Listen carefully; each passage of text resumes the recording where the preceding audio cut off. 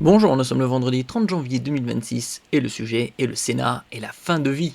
Le Sénat rejette la loi sur l'aide à mourir, le texte sur les soins palliatifs adopté. Après avoir rejeté d'envisager toute forme de suicide assisté ou mise en fin de vie, il y a différents termes, suicide assisté, euthanasie. Lors des débats décousus ces derniers jours, les sénateurs ont finalement rejeté le texte.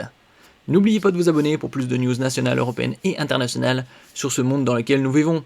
Après des débats chaotiques sur la fin de vie, le Sénat a rejeté mercredi une proposition de loi sur l'aide à mourir.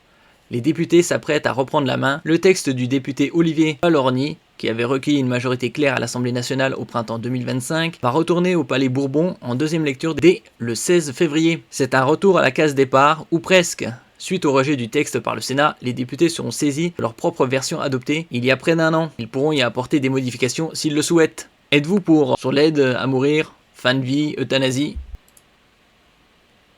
Du scrutin. Pour 122, contre 181, le Sénat n'a pas adopté.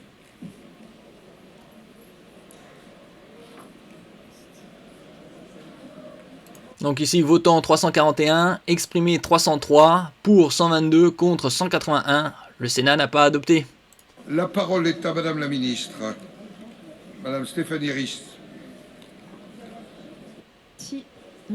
Merci Monsieur le Président. Permettez-moi de remercier le Président de la Commission des Affaires sociales, les 4 rapporteurs, l'ensemble des sénateurs ayant participé au débat. Je voudrais partager 2 points essentiels.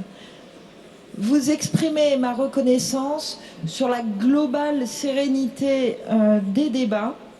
La deuxième chose est que nous devons continuer d'avancer avec une profonde humilité, je le crois, la fin de vie étant presque par essence un territoire incertain. La navette parlementaire va se poursuivre, nous continuerons donc dans le respect des convictions de chacun. Vous pouvez compter sur mon engagement et sur le respect du travail parlementaire. Dernier mot aux députés. Rejeter les textes, c'est finalement en offrir qu'en silence en réponse aux travaux de l'Assemblée, a regretté la sénatrice Les Républicains Frédérique Puissat, pour qui la rédaction du Sénat offrait une piste équilibrée. De nombreux sénateurs ont au contraire fait part de leur malaise face à cette copie sans ossature.